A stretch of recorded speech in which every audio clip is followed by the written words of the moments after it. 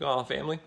Well, I'm kind of going to go straight to the point on this one. It's basically fueled off of me being fed up with just seeing the world and all these divisions that are going on, just continually compiling on top of one another. It's like a new divide every day, a new argument to polarize more. And if you're getting caught up in these polarizations,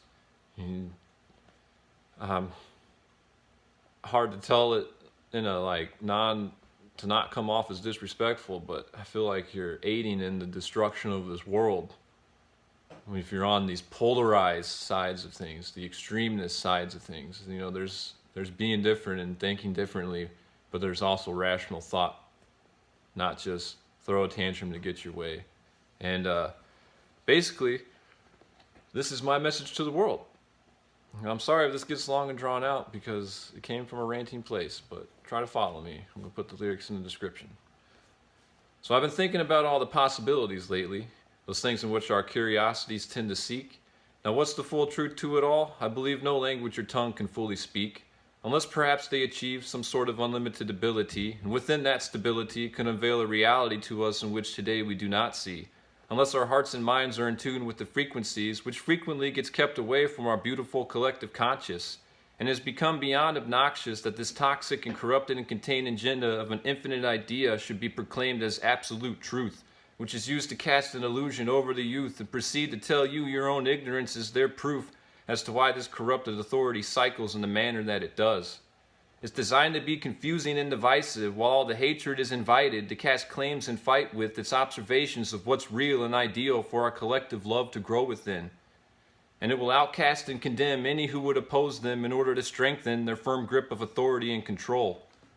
Yet the one thing it seems to not know is the ever-evolving progression of the autodidactic's genius obsession to dissect their own perception and connection with this idea and thought projection known as our existence, and whatever it is that fully makes this invisible and felt by our senses, and let it be known that there should be no consensus to what we can fathom or contemplate in regards to truth for all, because all are living proof of this beautiful division and collision of seemingly different things, all with unique abilities and capabilities to dream, all with the knowledge and mobility to make change, and maybe give our current vibration a chance to rearrange into something more engaged for everyone within this beautiful coexistence of uniqueness and infinite wonder.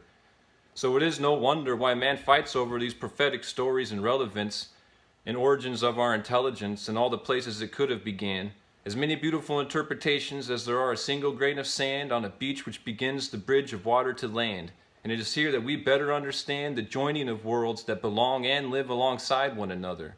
All there for our conscious awareness to discover how to share the wisdoms obtained with one another and no longer bother using it with such selfish tendencies and negativities which spread like a contagious disease. Where it tries to divide you from me and say that we separately are supposed to believe just a few selected categories of specific lessons. And these lessons are usually two-sided to keep us easily divided and quieted to what really goes on while the social media arguments of what's considered true carries on. But if you knew the truth was infinite in nature, then you would see that connecting is the cure to this disease of negativity that continually finds its way into virtually everything we discuss and do. So my final statement to you is simple and pure. I only wish to make it clear that all of this fear that seems so close and near is only getting stronger with the more focus and fuel in which our bickering feeds its progressive need to succeed to make you believe there is a justified reason in manifesting violence to prove a belief. See, I love you all, and please understand, we do not need to come together hand in hand to bring upon peace, but we can bring our hearts and minds together to overcome this oppressing beast, which I for one no longer give my energy to feast and digest. And I will protest the formation of a one-world nation unless it's unified in a balance of vibration that gives all the beautiful sensations and translations of being a human being and seeing the free beauty to meaning and believing in something worth dreaming of. You know, all those ingredients of love, the ones that bond us together forever with one another in a way that is not corrupt or dark, in a way that is always the spark in those places of dark. So walk with me through this thought of infinity, and I'll share with you what I see, and you can do the same.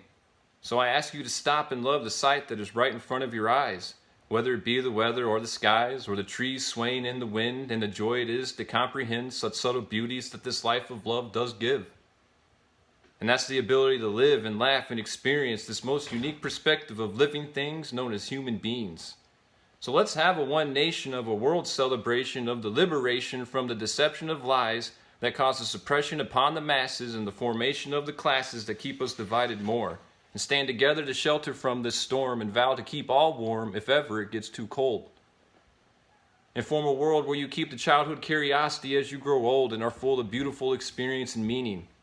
We are beautiful, we are strength, we are powerful when full of faith, and it is us who create, and this is how we should relate while growing with one another in this social gathering of thinking minds, where we should see the strength is to combine the abilities in which we all possess and obsess in one way or another. So please remember, my sisters and my brothers, there is more than enough love for all of us to discover for a lifetime of happiness and selfless living, where we are guided by the principles of giving what we uncover. And it will always be beautiful. And if there's one thing I pray that you never forget, the only thing you truly are in life is a precious gift. All right. Love, beauty, and peace for all our peace of beauty and love. God bless.